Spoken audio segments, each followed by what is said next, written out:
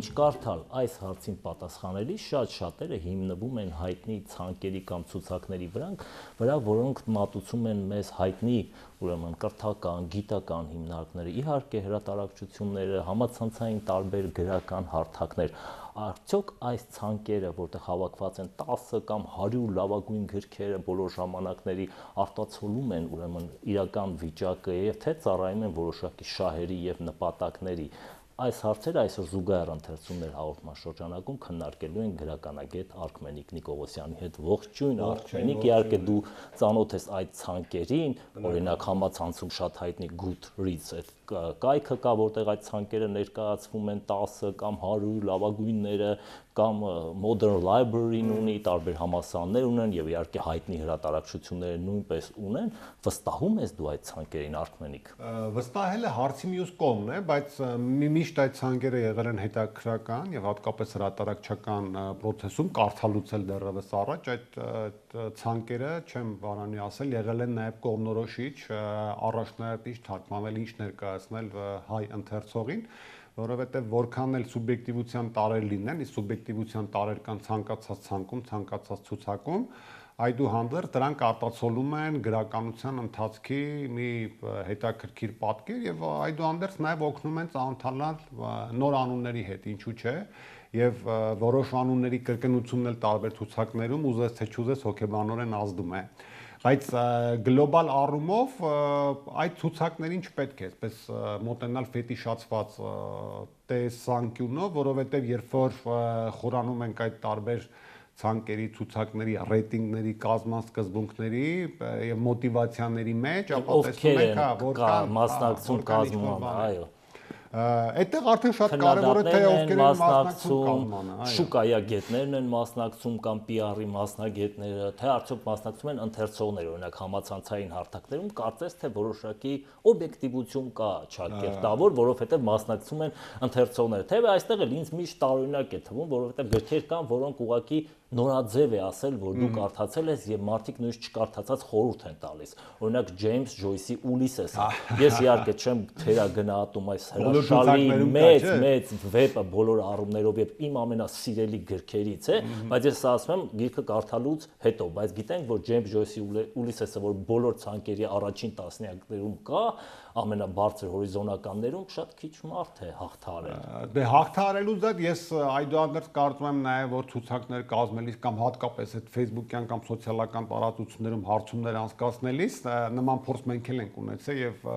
ունեցել եւ գիտես տարիներ առաջ նաեւ հատուկ ֆլեշ մոբեր էինք անում ձեր կարդացած 10 լավագույն գրքերը կամ 10 գիրք որ փոխել են ձեր կյանքը կամ վերջին 10 տարվա ձեր կարդացած ամենատպավորիչ գրքերը եւ այլն, այդտեղ էլ նկատելի էր մի միտում, ինչու այդ ֆլեշ մոբերը արագ այդպես մոդայից դուրս եկան, որովհետեւ նկատելի էր այն միտումը, որ մարդիկ ավելի շատ ոչ թե խոսում են այն գրքերից, որոնք իրենց տպավորել են կամ այն գրքերից, որոնք իրենք իսկապես հավանել են, այլ նշում էին գրքեր, որոնք կարդացած լինելը կամ որոնցով տպավորված լինելը կարող էր տպավորել ավելի լայն հանրությանը եւ ես կարծում եմ որ կոնկրետ Ուլիսեսի մասով այդ ֆենոմենը գործել է, բայց այդուհանդերձ արի թերագնահատենք նաեւ այդ կտորը ընթերցողական, որովհետեւ այնուամենայնիվ ի վերջո այդ գրականությունը ստեղծվում է նրանց կարդալու, նրանց սպառման համար կոպիտ ասած եւ նրանց կողմնորոշումը նրանց առանձնացրած գրքերը այդուհանդերձ կարևոր է եւ որոնց հետ պետք է հաշվի նստել։ Բայց իհարկե այստեղ շատ կարևոր է նաեւ PR-ի հանգամանքը, որ հաճախ օգտագործում է եւ անաչառ չեն կարող լինել, բայց մի ուրիշ խնդիր էլ կա, որ մենք բանասիրական կրթություն ունեցող մարդիկ այդ գրքերի մեծ մասին, հատկապես դասական, օրինակ, չգիտեմ, Վերածննդի շրջանի, չգիտեմ, Շեքսպիր կամ դրանից առաջ հունարոմեական գրականություն, Էսքիլես, Սոֆոկլես, չգիտեմ, Էվրիպիդես կամ Հոմերոս, բնականաբար Սերվանտես, այսինքն այս հայտնի մեծ գրքերը մենք կարդացել ենք գործի բերումով, այսպես ասած կրթության, բայց շատ շատերը չեն կարդացել, բայց դրանց մասին պետք է իմանան, որպեսզի կարողանան հասկանալ այսօր գրականությունը գոնե ուր է հասել եւ ուղղակի որպես կրթված մարդ այս աշխարհում ապրող ինչպես կարող ես դու այդ գրքերը կարդացած չլինել, այո, եւ այս գրքերն էլ լինում են, բայց իհարկե այս ցուցակները որ նայում ենք մեծ մասամբ 20-21-րդ դարի գրականություն է ընդգրկված, որտեղ էլ արդեն տեսնում ենք որոշակի շահեր թերևս։ Տես այդտեղ մի զուգահեռ անցկացնեմ, ասենք ֆուտբոլի հետ, հետո ավելի կխորանամ այդ մարքեթինգային քայլերի մեջ։ Տես երբ որ հիմա հարցում անեն ով է աշխարհի մեծագույն ֆուտբոլիստը, բան կամ լավագույն կիսապաշտպանը եւ այլն, բնականաբար ավելի բարձր տեղեր կզբաղեցնեն, չգիտեմ, Մեսին կամ գուցե Մոդրիչը եւ այլն, երբ որ այնպիսի մեծագույն ֆուտբոլիստներ ինչպիսիք են նույն Պելեն, Մարադոնան, Գարինչան, չգիտեմ, Ջորջ Բեսթը օրինակ 60-ականների մեծագույն ֆուտբոլիստներից եւ այլն, տեղ չեն գտնի այդ ցուցակներում։ Այո, անծանոթ է, բարեբախտաբար գրքի դեպքում այս կտորը շատ քիչ է գործում, որովհետեւ գրականությունը իր արժեքանությամբ միայն տեսնելու համար չի ընթերցելու process-ը եւ այստեղ մի բարեբախտություն կա, քանի որ այս տեսակ ցուցակներ կազմելու սկզբունքը նոր չի, հա, եւ միայն վերջին տարիների արգասիկ չի, տարիներ շարունակ տարբեր հեղինակավոր ամսագրերի, գործակալությունների կողմից խոր այսպես հարցումներով, շատ ավելի մանրակրկիտ մասնագիտական հարցումներով կազմվել են այսպես հիմնարար ցանկեր, օրինակ նույն բրիտանական հանրագիտարանում են ընդգրկվել կամ տարբեր հանրագիտարանում են ընդգրկվել, հա, այդ ցանկերը, որոնք արդեն իսկ ստեղծել են որոշակի հենք, որպեսզի հետագայում կազմվելիք ցանկերը այդ ընտրությունից ինչ որ բաներ վերստան։ Հիմա այլ հարց է, որ տեսնելով թե ինչպես են ազդում այդ ցուցակների ֆենոմենը ընթերցողների վրա, հա, հետեւաբար նաև գրքերի վաճառքների վրա եւ այլն, ես կարծում եմ, որ հատկապես վերջի տասնամյակներում տարաբնույթ ցուցակներ կազմելը գրքերի, լավագույն վեպերի, չգիտեմ, եւ այլն, ավելի շատ ունի ահա հենց մարքեթինգային նպատակներ եւ դրանց խնդիրը կոնկրետ որոշակի գրքերի շուրջ հետաքրություն, լրացուցիչ հետաքրություն առաջացնել է, որպեսզի դրանց վաճառքները ուժեղանան։ Եվ եթե ուշադիր եղել եք, պատահական չէ, որ որոշ ցուցակների հրապարակումներ նախորդում են որևէ գրքի, չգիտեմ, ֆիլմի ստեղծմանը կամ որևէ գրքի, հա, լույս ընծայմանը եւ այլն, եւ բնական է, որ դու այստեղ տեսնում ես կոնկրետ քայլեր։ Սա ասում եմ նաեւ ինչ պատճառով, որտեղ մենք էլ տարբեր առիթներով էլի Հայաստանում փորձել ենք ցուցակներ կազմել, օրինակ լավագույն հայ վեպը, որն է, եթե կա, չգիտեմ, ընդհանրապես քո կարդացած լավագույն գրքերը եւ այլն, եւ ընթացքում եթե հետեւես process-ներին, եթե օրինակ այդ ցանկերը կազմել են ենթադրենք Զանգակ հրատարակչությունում, այնտեղ ներառվում են բնականաբար այլ գրքեր, որոնց մեջ գերակշռում է Զանգակի գրքերը, Անտարեսը, Նյումեգը եւ այլն, այնպես որ այդ Եվ կա նաև օրինակ Armen Press-ի ուրեմն ցուցակը, որ առանձնացնում էր, եթե չեմ սխալվում, ամիս կամ շաբաթվա ընթացքում վաճառված գրքերը, բայց դա ուրիշ չափանիշ է։ Այդ ուրիշ չափանիշ է, որտեղ ցուցակները ձևավորվում են ըստ վաճառքի եւ ես կարծում եմ, որ դրանք թերևս ամենաազնիվ ցուցակներն են։ Ինչու՞, որտեղ ռեալ կա վաճառքը եւ վաճառողները չեն կերծում, թեպետ էստեղ Երբ որ մի պրոբլեմ կա, մենք միշտ ասում ենք, չէ՞, պետք է գիրք վաճառողը գիրք վաճառի, գիրք հրատարակողը գիրք հրատարակի, երբ որ գիրք վաճառողը նաև դառնում է գրքի հրատարակիչ կամ գրքի հրատարակիչը նաև գիրք վաճառող, բնականաբար այդտեղ էլ որոշ տվյալներ իհարկե կեղծում են, որովհետև հատկապես այն դեպքում, երբ որ օրինակ Armen Press-ի այդ տասնյակները վաճառքի շատ մեծ հեղինակություն ուներ Հայաստանում, մրցանակաբաշխություններ էր կազմակերպում նաև, բնական է այդ հարթակը օգտագործում էր նաև լրացուցիչ PR-ի, լրացուցիչ գովազդի համար։ Այդ գրեթե բոլոր ցուցակներում առաջին տասնյակում նույն անունների կարող ենք հանդիպել, օրինակ մեր սեղանին է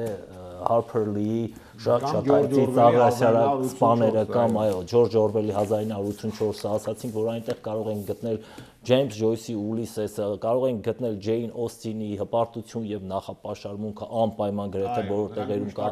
Ավելի լայն, եթե մի փոքր այսպես անգլո-ամերիկյան գրականությունից դուրս գանք, Կաֆկա կարող ենք տեսնել այնտեղ, կարող ենք տեսնել Դոստոևսկի, օրինակ Գուդրիցում նրա մի քանի վեպեր լավ հորիզոնականներ են զբաղեցնում, այսինքն այդուհանդերձ լավ գրականությունը գնահատում է, որովհետեւ եթե մասնավորվենք, հրաշալի վեպ է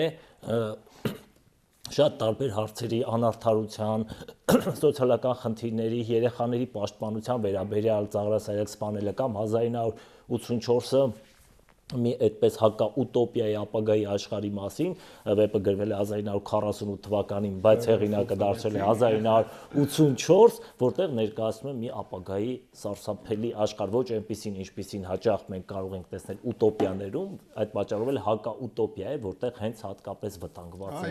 գիրքը, մտածողությունը, մարդը, այսինքն այստեղ մենք իսկապես տեսնում ենք արժեքավոր, պրոբլեմատիկ խնդիրներ բարձրացրող եւ անանց հարցերի շուրջ ուրեմն քննարկումներ ծավալող գրքեր։ Այդ բոլոր ցուցակներում գոնե նրանց, որոնք ես ծանոթ եմ, միշտ արժեքավոր գրքերը գերակշռում են բնականաբար ցանկացած օրինակ 100 լավագույն գրքերի մեջ նույն ասենք Կամյուն է, հա, չգիտեմ, Կավկանը նոր իշտակեցրելի 1984-ը կամ մեկ այլ ցանկում արդեն մեծ են Գեթսբին եւ այլն, հա։ Այս տեսակ այս ցանկերում միշտ արժեքավոր գիրքը բնականաբար գերակշռում է, բայց ելի եմ ասում, այլ հարց է, որ այդ ցանկերի հեղինակությունը երբեմն օգտագործում են որոշ գրքերի PR-ի համար։ Օրինակ դու Գուդրիսից խոսում ես այդքան չեմ կարևորում այդ Գուդրիսի process-ը եւ այնտեղ առանձնացված արժեքները, որովհետեւ կարծում եմ, որ այդտեղ ամենաշատն է օրինակ կիրառվում end PR-ի գործոնն է, ես չգիտեմ, եթե որտեղ ընթերցողական հարցումների հիմա վրա է ստեղծում, այսպես ասած, հայկական շուկայով ես մի անգամ փորձեցի ուսումնասիրել մեկնաբանությունների։ Դե մեկնաբանությունները բաները կան, օրինակ ես մի պահ փորձեցի հայկական, ասենք, մեր հայ գրողների գրքերի ներկայությունը եւ արձագանքները Գուդրիսում ստուգել, այդպես զուտ հետաքրության համար, տեսա, որ նույնիսկ երբեմն ակնհայտ վատ գրքերին դրական կարտիկներ են դրվել ինչ որ 5 աստղ, 4 աստղ եւ այլն եւ նույնիսկ դեպք գիտեմ, երբ որ մեկը արդարացիորեն մեկ աստղանոց գրքին 3 աստղեր դրել, մի ահագին վեճ կռիվ իրար հետ այդ գրողի եւ իր ընթերցողի միջեւ, որովհետեւ այստեղ նաեւ այդ ծանոթների, չգիտեմ, գիրքը առաջ խաղացնելու, որտեւ մի ժամանակ նույնիսկ կազմվել էին խմբեր կոնկրետ Հայաստանում, որ չգիտեմ, գիրքը լույս է տեսնում, միանգամից նրանք մտնում էին եւ Գուդրիսում փորձում էին տպավորություն ստեղծել, մարդկանց Գուդրիսում անպայման որոշակի մեկնաբանություն թողնել, բայց մի վտանգ էստեղ իհարկե կա, որ այս ցանկերը, որոնք անընդհատ իհարկե շրջանառում են այս մեծ ու կարևոր գրքերը, դուրս են թողնում փոքր ժողովուրդների, փոքր ընդգրկում ունեցող լեզուների գրքերը եւ անընդհատ փաստորեն այս ցանկերում վերարտադրում է հիմնականում անգլո-ամերիկյան գրականությունը։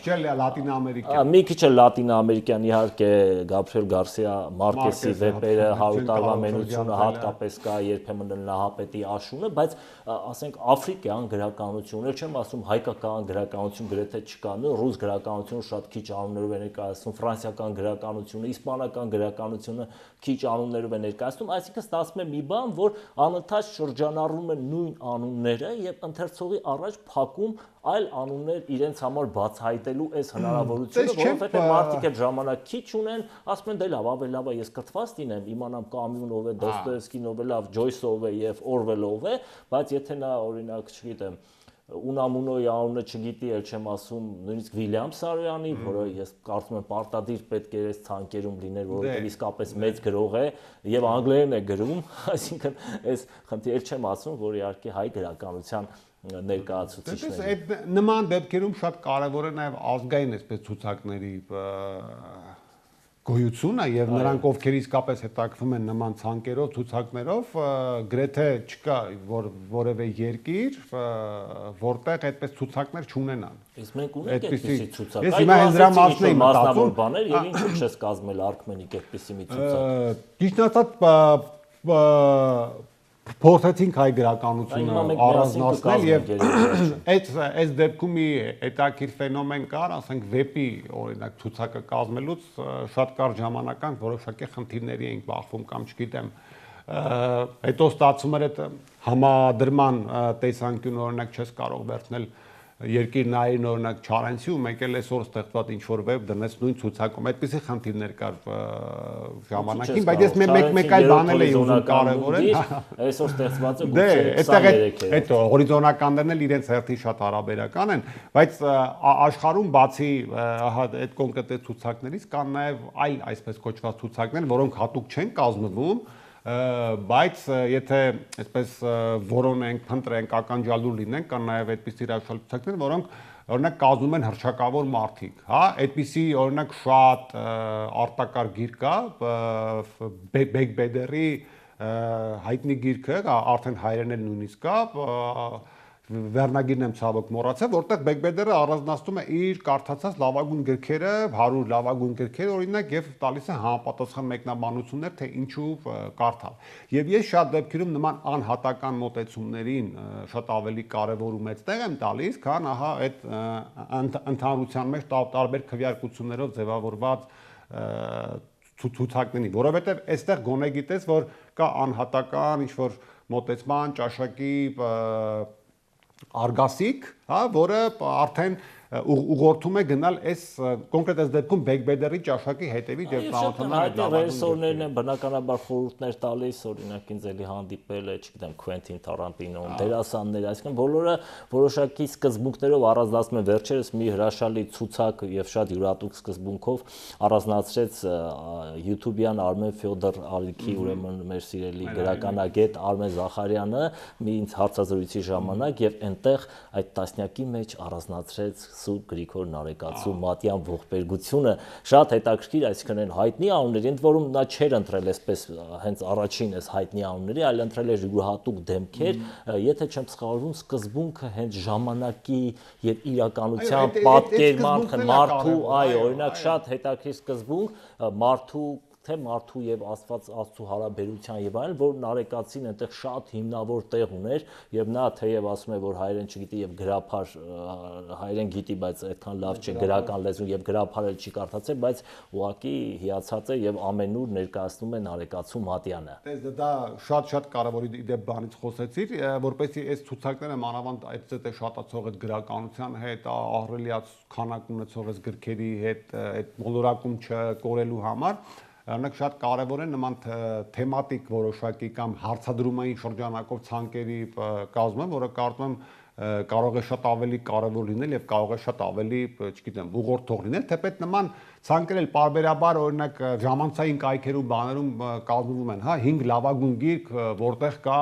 սպանություն օրինակ, չգիտեմ, մի քիչ լավ թեմա չդրեցի։ Իսկ եթե իսկապես հայ գրականության պատմության այս բոլոր ժամանակները ընդգրկող 10 կամ 15 գիրք այսպես առանձնացնենք, Արքմենիկ եւ մեր հեռուստատողներին խորհուրդ տանք, որ անհնար է լինել հայր մարդ, անհնար է լինել ժամանակակից մարդ, անհնար է լինել կրթված մարդ, եթե դու այս գրքերը չես կարդացել, փորձենք միասին գուցե այդպիսի մի ցուցակ կազմել, թեև եթե հեռուստադիտողները մեր հաղորդումներին հետևում են, մենք արդեն մի 300 հաղորդում արել ենք եւ առնվազն այստեղ մի 100-150 գիրք առանձնացրել ենք, առանձին պատմվածքներ, վեպեր, այսինքն մեր must read ցուցակը արդեն պատրաստ է, մնում է մի կայք պատրաստենք եւ այնտեղ տեղադրենք, գուցե ապագայում անենք, երբ մեր հաղորդումը չլինի արդեն, բայց համենայն դեպս Տես, եթե մի քիչ ժանրերով առաջնորդվենք, ուրիշ պատկեր կստանանք, որտեվ մենք այդուհանդերձ այսպես այլի մեր տարբեր ժանրերի դրսևորումներում մենք ունենք մի քանի մեծ փայլատակում, հետո արդեն դրանից մի քիչ ցածր, հա, այդ վեպին է վերաբերում եւ պոեզիային մնացած բոլորին։ Դրա համար եւ այս ցանկերում օրինակ պոեզիա գրեթե չկա։ Գրեթե չկա, հա, գրեթե չկա, բայց ես օրինակ եթե օրինակ առանձնացնեմ մեր գրականության պատմության մեծագույն գրքերը, այդտեղ պոեզիան իմ կարծիքով չեմ ասի գերակշռի, բայց չափազանց լուրջ տեղ կունենա, նույն Մատյանը Նարեկացու անպայման իր տեղը կունենա, Ճարենցի գիգ ճանապարհին որպես ժողովածու իր տեղը կունենա, Դանիել Վարուժանի հեթանոս երգերը իր տեղը կունենա, Սևսևակի Եղիցի լույսը իր տեղը անպայման կունենա եւ իր տեղը կունենա մի ինձ համար բացառիկ ժողովածու Հովանես Գրիգորյանի դանդաղ ժամերը, որը իր ուրույն տեղ է կունենա այդ շարքում, բայց դե բնականաբար եթե մի փոքր այլ տեսանկյունից գանք, ասենք վիպական մոդելի պետք է բնականաբար Բերք Հայաստանից սկսենք, երկիր նայերիով շարունակենք, Չարենցի մահար ու այրվող այգեստանները, Հակոբ Օշականի մնաց հորդացը, Դե Բակունցի ես ամենաշատը սիրում եմ Սև ցելերի սերնացանը այդուհանդերձ, որովհետև շատերը գուցե ասեն մտնաձոր, բայց մտնաձորի լավ պատմվածքները լավագույն դարձան հենց Սև ցելերի սերնացանում, ես կարծում եմ դա է նրա կատարյալ պատմվածքը, դե չի կարելի շրջանցել օրինակ Մաթեոսյանի այս դեպքում ամենաբարդ հարցն է, որ գործը առանձնացնես Օգոստոս ժողովածուն, առանձնացնես, որից օրինակ մեծամորը դուրս է մնում, ծառերը առանձնացնես, որից արդեն դուրս են մնում մոգոտոսում ընդգրկված որոշակի գործեր, օրինակ Հրանտ Մաթեւոսյանի դեպքում կարելի ասել պարզապես Հրանտ Մաթեւոսյան օրինակ իմ ըմբռնամ, եւ բարեբախտություն է, որ օրինակ նորագույն ժամանակներում էլ կան հրաշալի գործեր, որոնք անպայման կլինեն այդ ցուցակներում, ասենք Վարդան Գրիգորյանի պատմավեպերից մեկը առնվազն այդտեղ պետք է լինի, Զորայր Խալափյանի վեպերից առնվազն մեկը այդ ցուցակում պետք է լինի, Աղասի Այվազյանի օրինակ իմ կարծիքով Աղի կոմսը պետք է լինի այդ ցուցակում կամ գանք արդեն Լևոն Խեչոյանի արշակարքան պետք է լինի, Գուրգեն Խանջյանից առնվազն մի գործ կամ ասենք Վահագն Գրիգորյանի, Պողոս Պետրոսը ժամանակի գետ այնպիսի գործեր են, որոնք պետք է լինեն այդ ցուցակում։ Այսինքն աղքատ չենք այդ առումով, մանավանդ եթե այս ամեն ինչին գումարենք նաև մեր արևմտահայ հատվածի գրականությունը, Գրիգոր Զոհրաբին ինչպես կարելի օրինակ չունենալ այդ ցանկերում կամ նույնիսկ Երուխանի Ամիրային աղջիկը, հա, հետո որ գալիս ենք Սփյուռքի շրջան գործ ունենք այնտեղ Զարեհ Որփուն ու վիպագրության այդ արտակարգ վեպերով, ասենք ասֆալտը կամ գիտեմ Շահնուրի նահանջը ինչպես կարելի է չներառել կամ Կոստանց Զարյանի նավը լեռան վրա։ Այսինքն մենք իսկապես ունենք հարստություններ, այդ ցուցակ կազմելու հնարավորություններ մենք ունենք, մնում է պարզապես այդ ցուցակները ինչ որ առումով առաջնորդող դառնան։ Բայց ասեմ, մեր փորձը ցույց է տալիս, որ ոնց ասեմ, արտասահմանյան, հա, այն Ֆրունզիկ Մկրտչյանի ֆրազը ֆիլմից օգտագործեմ, արտասահմանյան ցուցակները շատ ավելի գայթակղի չեն, շատ ավելի այդպես տանում են իրենց հետևից, քան հայ գրականությունից կազմված։ Ընտրելուց ոչ միայն ընտրում են այն պատճառով, որ այդ գիրքը ուսանելի լինի, կարևոր արժեքներ քարոզի, այլ նաև նորաձև լինի այդ գիրքը ընթերցելը եւ այդ գրքով որևէ նկարում հայտնվելը, բայց իհարկե մենք այս կարճ րոպեների ընթացքում փորձեցինք եւ ներկայացնել այդ ցանկերը, բայց մեր գլխավոր նպատակը այս անունները հնչեցնել էր եւս մեկ անգամ, որ մեր հրաշալի գրականությունը նույնիսկ եթե այդ միջազգային ցանկերից դուրս է, անպայման must read է եւ անպայման պետք է կարդալ։